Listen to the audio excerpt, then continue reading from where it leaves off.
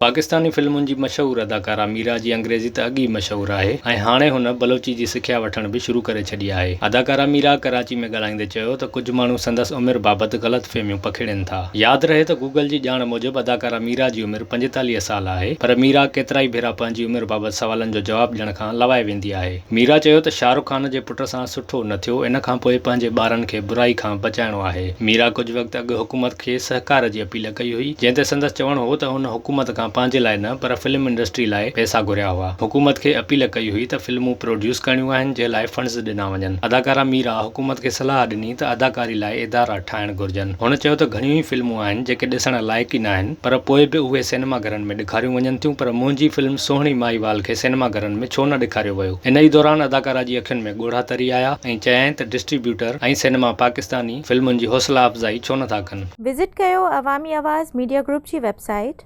awamiawaz.pk।